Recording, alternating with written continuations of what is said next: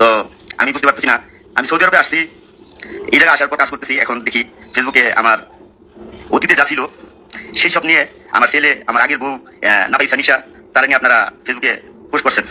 তাদেরকে বলছি, হ্যাঁ সত্য কথা, আমি ওকে বিয়ে করছিলাম, ও যখন ক্লাস 6 উঠলো, আমি এসএসসি পরীক্ষা দেবো তখন। এটা বহুত আগের কথা, আমি তো এগুলো মনে করি না। আপনারা, ওর হয়তো বা রেপুটেশন না থাকতে পারে, ও খারাপ মেয়ে, এটা আপনারা বলতেছেন, আমিও এক সময় বলছি, তখন কেউ এই কথা পাত্তা দেয়নি। এখন সবাই দেখতেছে, কক্সবাজার যে ধরা খাইলো তাই সেটাও দেখলো। আমি কখনো ফেসবুকে বা সোশ্যাল মিডিয়ার কোনো কিছুতে ওকে দেখিনি, কোনো কথা বলিনি। আজকে হঠাৎ আমি কেন আসলাম ফেসবুকে, কেন আসলাম লাইভে, এখন আমার মানিজ্যতের ব্যাপার সেবার হইতেছে, ঠিক আছে। আমার ছেলে আছে, থাকবে, ও আমার আগে বউ ছিল, এখন নাই। তাই আমি বলতেছি সবাইকে যে আমার যে বউ ছিল নাফিসা নিশা, এখন আমার নাই, ও চলে গেছে, ওর কপাল দিয়ে ও চলে গেছে।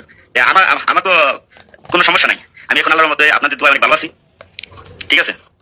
আমি ফেসবুকে কখনো কথা বলিনি, তাই হয়তো আমার কথা ঠিক হইতেছে কি না হইতেছে আমি বলতে পারি না। ও বাকি জীবনে যতদিন বাইচা থাকুক নাফিসা নিশা, ও সারা জীবনই এক একটা জামাই চেঞ্জ করতে থাকবে, ঠিক আছে। আর আমার যে মহল্লা আছে, এই মহল্লার ভিতরে সবাই জানে ও আমার বউ ছিল। আমি ওরে বাগানিয়া, এক কথাই বলি বাগানিয়া, প্রেম করে বাগানিয়া পাবনাতে চলে গেছিলাম। ওই জায়গা থেকে আসলাম, আসার পর ওরা আবার ফিরে বিয়ে করলাম, ওই জায়গায় বিয়ে করছিলাম। তো ও কেমন ভালো মেয়ে, ওকে আমার চেয়ে বেশি কেউ জান না। আমার পরে ও আরেকটা বিয়ে করছে, ভালো কথা, ও আমার থেকে যায় যদি সুখে শান্তিতে থাকতে পারে থাকুক, আমি কখনো ওকে ডিস্টার্ব করি নাই কি মেসেজ করি নাই, ঠিক আছে। আজকে হঠাৎ করে আমি আসলাম, আমার যে ছেলে আছে মাদ্রাসায় ভর্তি করছি, এই মাদ্রাসায় পর্যন্ত এর আগে বেশি সম্ভবত কক্সবাজার কিংবা সিলেটে ধরা খাইছিল কোনো ছেলেকে নিয়ে, তার বউ যায় ধরছে পরে এই নাফিসা নিশারে। তারপর আমার ছেলে মাদ্রাসা পড়তে পারে নাই, মাদ্রাসার লোকজন কিংবা ফ্রেন্ড সার্কেল হেরা পরে বলছে যে তোর মা এরকম এরকম ধরা খাইছে।